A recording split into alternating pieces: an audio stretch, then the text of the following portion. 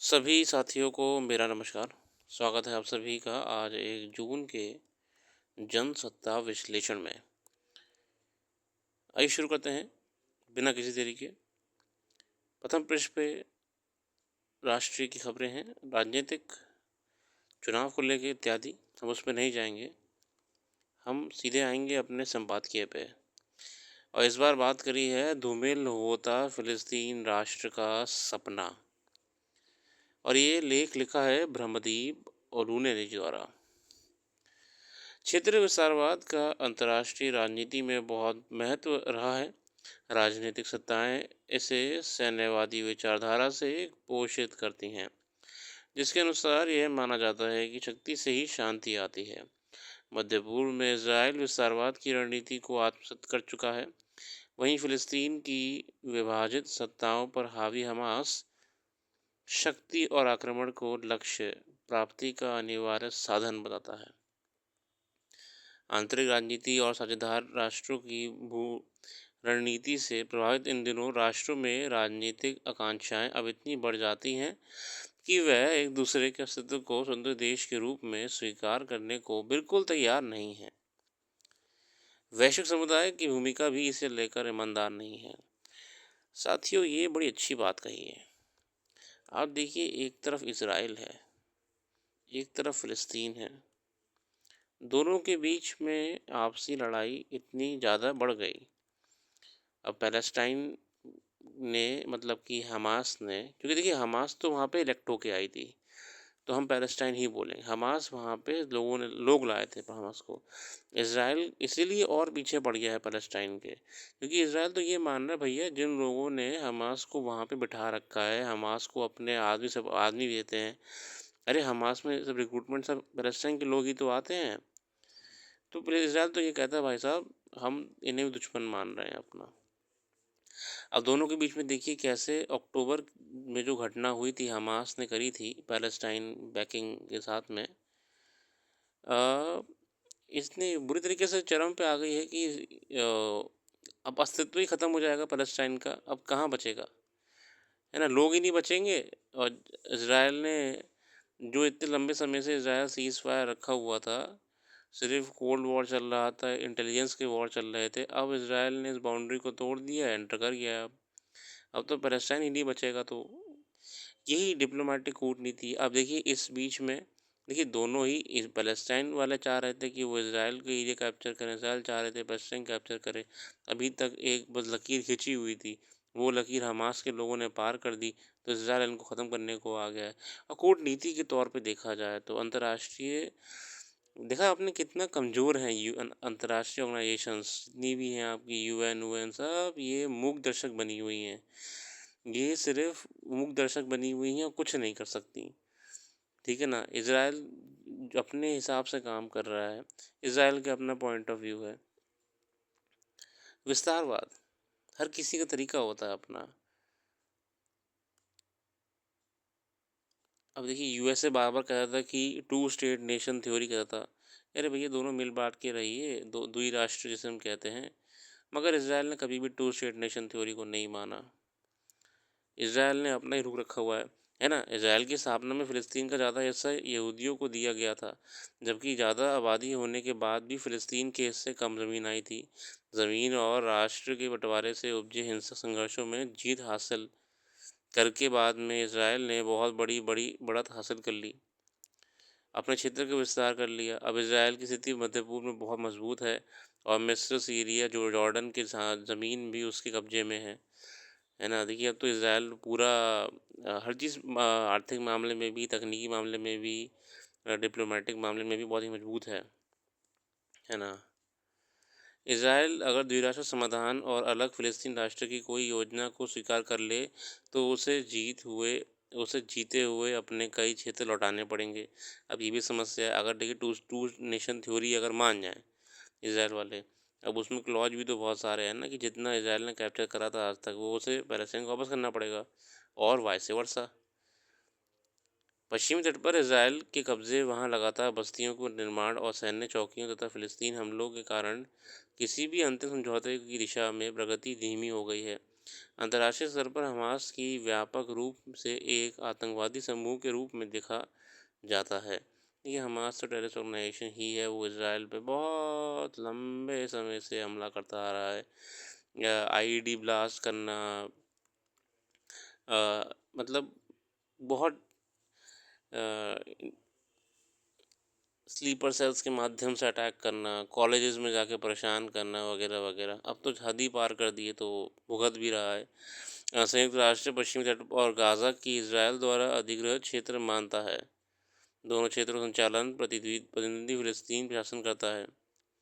पश्चिमी तट पर और पूर्वी यरूशलेम का भविष्य इसराइल फिलिस्तीन संघर्ष के सबसे कठिन मुद्दों में से एक है। देखिए, बहुत ही अच्छी बात कही है। अंतर्राष्ट्रीय समुदाय ने इसराइल और फिलिस्तीन के बीच कई शांति समझौते तो कराए हैं, लेकिन द्विराष्ट्र के अस्तित्व को लेकर अब तक कोई निर्णायक पहल नहीं हुई है।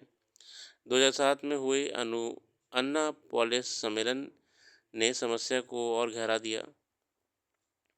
इसराइल के प्रधानमंत्री यहूदा ओलमर्ट और फ़लस्तीन के प्राधिकरण के अध्यक्ष महमूद अब्बास ने अमेरिका के समर्थन से अन्नापोलिस सम्मेलन की शुरुआत की थी।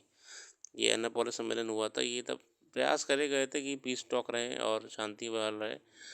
इसका लक्ष्य एक शांति समझौते पर पहुंचना था जो फ़लस्तीन राज्य की स्थापना की ओर ले जाता है, मगर हमास ने सभी पक्षों के सम्मेलन का बहिष्कार करने का आवेदन किया। अब देखिए, तब प्रयास करा तो तब हमास पीछे हट गया।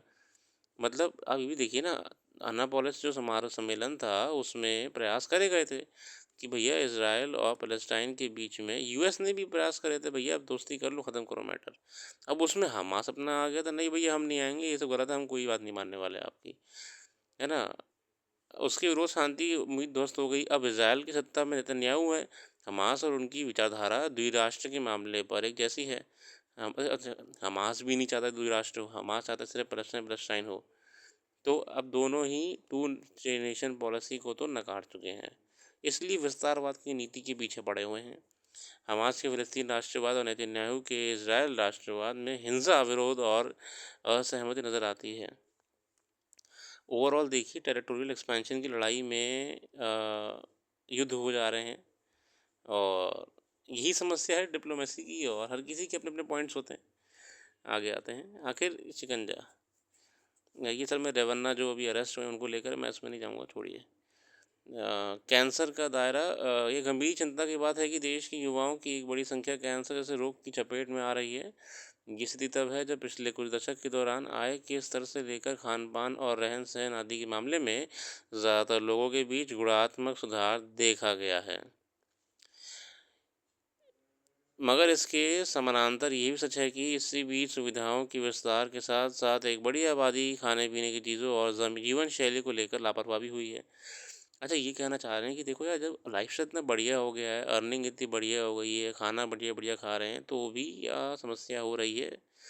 और समस्या हो रही है जीवन शैली को लेकर, बीमारियाँ बढ़ रही हैं, कैंसर की बीमारियाँ बढ़ रही हैं। कह सकता है कि इसी तरह के अध्ययन से कैंसर के प्रति लोगों को जागरूक करने का और देश कैंसर मुक्त बनाने की सहायता मिल सकती है।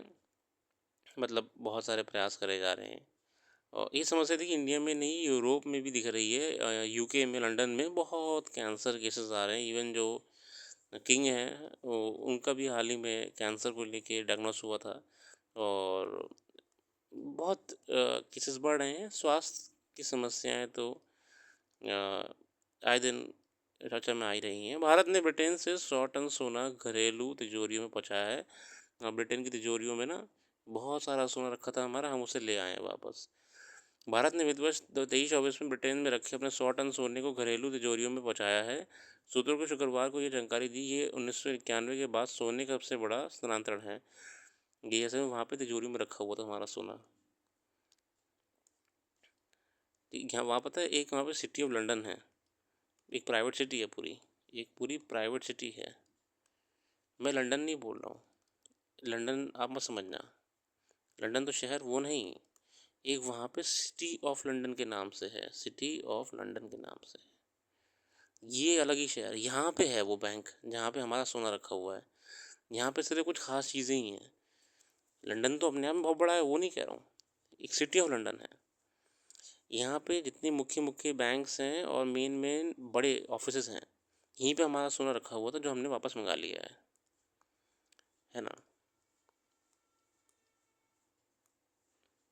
अमेरिकी राष्ट्रपति को दोष उनका साबित उनके गिल्टी कहा गया है ना, गिल्टी जितने। मगर इसमें पता है खास बात की, जिनको जिन जिन अपराधों में गिल्टी करा है या दोषी करा गया है, वो अपराध बहुत ही कम तीव्रता के होते हैं। जैसे वहाँ पे क्लास ई कहते हैं, क्लास ई क्राइम कहते हैं, फेलनी कहते हैं।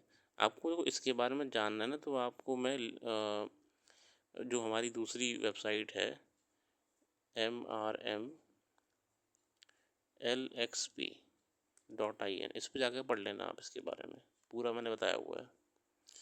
बेसिकली इनको जेल नहीं होगी, जेल तो मुश्किल होना है, वकील इनके अगर सही रहे तो छोटा मोटा टर्म काट के आ जाएंगे, बाकी बेल पे इनको प्रोबेशन या रुपए देकर, मतलब रुपए मतलब कि बेल बेल बॉन्ड वगैरह होते हैं, बाहर आ जाएंगे ये कंपनी। देखिए तो इतनी समस्या नहीं है, जेल तो मुश्किल है। कोर्ट्स इतना भी ध्यान रखते हैं, ये राष्ट्रपति आदमी है, इसको ज़बरदस्ती परेशान नहीं कर सकते। बाकी खेल जगत की खबरें हैं, उसमें देखें तो पेरिस ओलंपिक के लिए निशांत ने जो मुक्केबाजी में अपना टिकट कंफर्म कर लिया है। अभी देखिए पेरिस ओलंपिक 24 में होने वाला है ना, पेरिस में होंगे ओलंपिक्स आपके, तो इसी के वो चल रहे हैं क्वालिफाइंग राउंड्स वगैरह। तो आए दिन कोई ना कोई खबर आ रही है, तो हमारे जो कंटेस्टेंट्स हैं वो क्वालिफाई कर रहे हैं, उनको वहाँ पे खेलने के लिए अनुमति मिल जाएगी। बाकी अच्छे अच्छे रखते हैं, जो भी करंट अफेयर हमने डिस्कस नहीं करी वो आपको हमारी वेबसाइट पे मिल जाएगी। वेबसाइट का लिंक डिस्क्रिप्शन में मौजूद है।